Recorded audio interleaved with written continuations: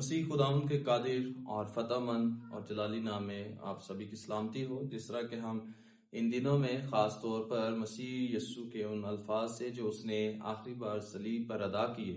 اور اس اپنے زمینی سفر میں جب وہ اس دنیا سے خدا کی مرضی کو پورا کر کے، خدا کی بادشاہی کے کام کو پورا کر کے اور انسان کی نجات اور بقا کے اس منصوبے کو جو خدا نے اپنے بیٹے یسوع کے وسیلہ سے اس دنیا پر پورا کرنا تھا، اس کو پورا کر کے زمین سے رخصت ہو رہے تھے، ان الفاظ پر ہم غور کر رہے ہیں۔ اور انہی الفاظ میں سے، ان کلمات میں سے اب ہم چوتھے کلمے کی طرف رخ کریں گے۔ اور آئیے کتاب مقدس کو کھولیں اور مقدس متی رسول کی معرفت لکھا گیا انجیلی بیان اس کا 27واں باب اور کتاب مقدس میں سے 45ویں اور 46ویں آیت کی تلاوت کریں گے۔ کتاب مقدس میں یوں لکھا ہے: اور دوپہر سے لے کر تیسرے پہر تک تمام ملک میں اندھیرا چھایا رہا، اور تیسرے پہر کے قریب یسوع نے بڑی آواز سے چلا کر کہا: ایلی ایلی لما شبقتنی، یعنی اے میرے خدا تو نے مجھے کیوں چھوڑ دیا۔ کتاب مقدس کا پڑھا اور سنا جانا ہم سبوں کے لیے باعث برکت ٹھہرے۔ میرے عزیزو، اس کلمے کے بارے میں جب ہم اس کی تفسیر کے لیے جاتے ہیں تو بہت سارے خیالات پائے جاتے ہیں اور مختلف ایسے نظریات بھی پائے جاتے ہیں جو بائبل مقدس کے ساتھ اور بائبل مقدس کی جو ٹھوس تعلیم ہے اس کے ساتھ مماثلت نہیں پاتے۔ اور کئی لوگ اس جگہ پر اس بات کو کہتے ہیں شاید خدا اور یہ جو لفظ ہیں چھوڑ دیے جانے کے، باپ اور بیٹے کے دوران اور ان کے الہی جو رشتہ ہے ان کے درمیان شاید یہ ایک مسلسل اور ایک کنٹینیو پائی جانے والی ایک جدائی ہے، جبکہ بائبل مقدس میں اس کی جو خاص اصطلاح جو استعمال ہوئی ہے، اس جدائی کے جو لفظ ہیں جو مسیح یسوع نے اس جگہ پر بیان کی ہیں، جب اس نے بڑی آواز سے ان الفاظ کو کہا: اے میرے باپ تو نے مجھے کیوں چھوڑ دیا۔ تو آئیے ہم اس کی تفسیر کو اور خاص اس کے معنی کو، اس پہلو کو آج جانیں گے جس کے بارے میں خدا باپ اور اس کے بیٹے یسوع کے درمیان میں جو الہی رشتہ ہے اس میں، اور خاص طور پر جو کام، جو اسائنمنٹ، جو مرضی پورا کرنے کے لیے خدا باپ نے اپنے بیٹے یسوع کو دی ہے، اس میں وہ کس طرح سے اس میں قائم رہا ہے۔ اور پھر تیسری بات ہم دیکھیں گے خدا باپ کی مرضی میں خدا بیٹا وفاداری سے چلتا رہا ہے، اور تیسرا سٹیپ جو ہے کلیسیا کس طرح سے اس عمل کے دوران جیسے باپ کی مرضی بیٹے نے پوری طرح سے پوری کی ہے، کلیسیا اور خاص طور پر شاگرد ہوتے ہوئے ہم آج کے دور میں اس مرضی کو کیسے پورا کرتے ہیں۔ یہاں پر مختلف نظریات پائے جاتے ہیں، مختلف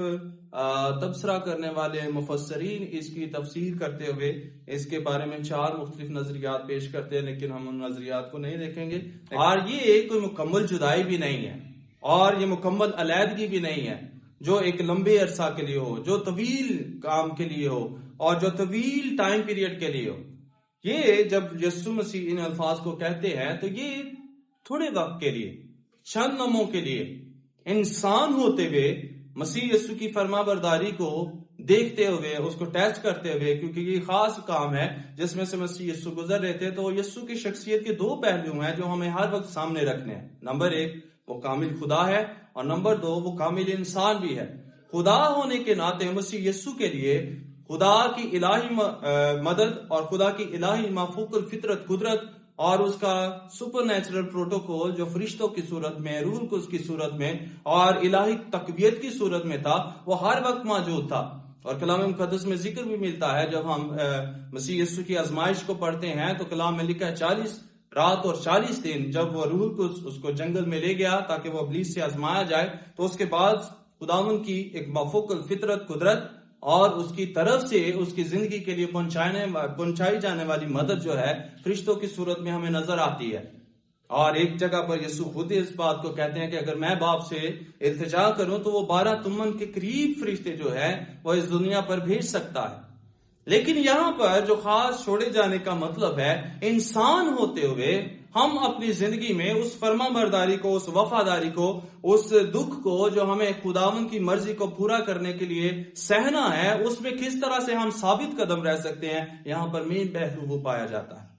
مسیح یسوع کو اس وقت دکھ نہیں ہوا جب اس کے شاگرد بہت بڑی تعداد میں تھے، 500 کا ذکر ہے، 700 کا ذکر ہے، کئی شاگردوں کا ذکر ہے، لیکن جب یسوع نے ان کو تعلیم دینے کے لیے خدا کے کلام کی ٹھوس باتیں کی تو کلام میں لکھا ہے وہ اس کو چھوڑ کر چلے گئے۔ یسوع کو دکھ نہیں ہوا. اس نے کہا ہاں اگر تم بھی 12 سے اس نے کہا جانا چاہتے ہو تو چلے جاؤ.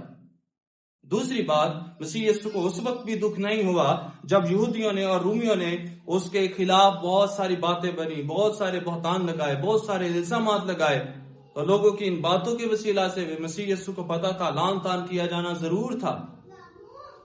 اس کو اس بات کا دکھ نہیں تھا کہ لوگوں نے اس کو چھوڑ دیا. وہ باپ کی مرضی میں تھا اور باپ کی مرضی کو ٹھیک طور پر پورا کر رہا تھا اور جانتا تھا کہ لوگ یہ صحیح کریں گے. اور مسیح یسوع کے یہی الفاظ کلیسیا کے لیے بھی ہیں. جب تمہیں لوگ میرے نام کے وسیلہ سے، میرے کام کے وسیلہ سے، خوشخبری کی گواہی دینے کے وسیلہ سے اور شاگرد سازی میں قائم رہنے کی وجہ سے، دکھوں کی وجہ سے، مختلف کاموں کی وجہ سے آپ کو لعن طعن کرے تو خوشی منانا اور نہایت شادمان ہونا. یسوع مسیح اس لیے بھی اس جگہ پر جب انسانوں کی طرف سے رد کیا گیا ہے تو وہ اس خوف میں نہیں ہے کہ میں کیوں چھوڑا گیا. خاص اس بات کو جب ہم ان الفاظ کو دیکھتے ہیں، مسیح یسوع نے جب یہ کہا اے میرے باپ تو نے مجھے کیوں چھوڑ دیا، تو خاص 5 الفاظ ہیں جو ہم اپنی تربیت اور نصیحت کے لیے مسیح یسوع کے شاگرد ہوتے ہوئے اور خاص طور پر اس کی چنی ہوئی کلیسیا ہوتے ہوئے، اس کے نام سے کہلاتے ہوئے آج اپنی زندگی کے لیے سیکھیں گے. اور ہم دیکھیں گے کہ کیا ہم ان الفاظ کو اپنی زندگی میں ان کے حقیقی معنی کو جان پائے ہیں کہ نہیں. عام طور پر یہودی لوگ اس الفاظ کو جو کہ کلام مقدس میں سے زبور 22 کے چند الفاظ ہیں، وہ اس کو ایک دعا کے طور پر کرتے تھے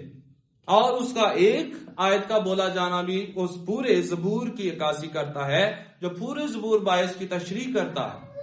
اور مسیح خداوند یہاں پر انسان ہوتے ہوئے خدا کی مرضی کے مطابق چنے ہوئے اس دعا کو کرتے ہیں. اور خاص 5 باتیں ہیں جو اس جگہ پر ہمیں پائی جاتی ہیں، ہمیں ملتی ہیں.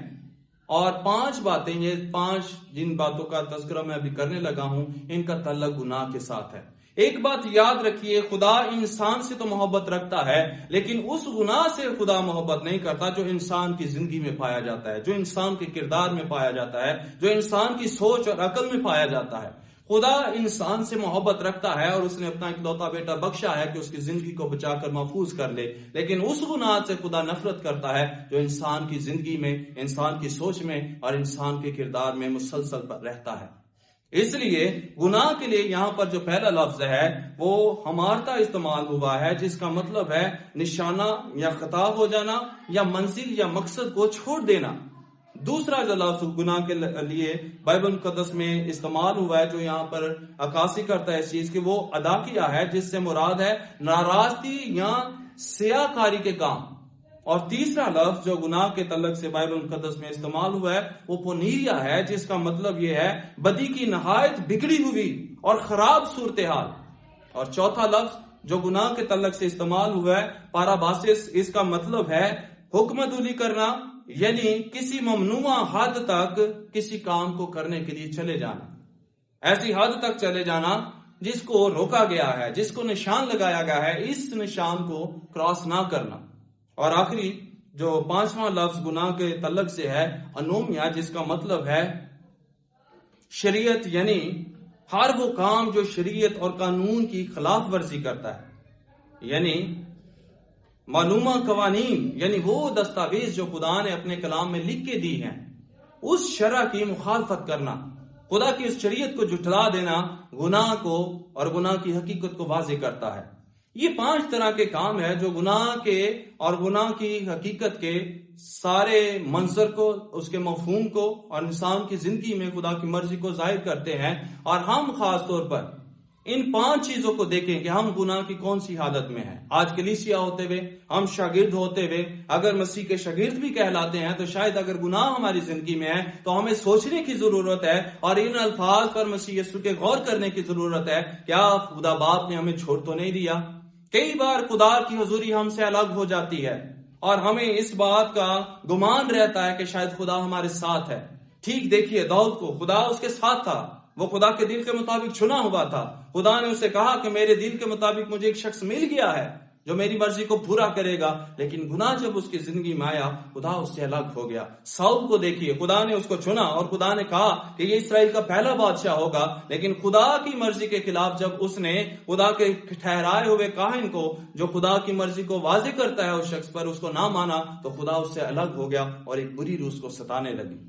اسی طرح یاد رکھیے خدا کا روح کو اس بھی احساس ہے جو آج میری اور آپ کی مدد کے لیے دیا گیا ہے, انسان کی مدد کے لیے دیا گیا ہے, اور ایمان لانے کے لیے ہمیں خداوند کی مرضی کو پورا کرنے کے لیے اس قوت کے لیے دیا گیا ہے جو پوری دنیا کے لیے درکار ہے. اگر زندگی میں اس طرح کا گناہ موجود ہے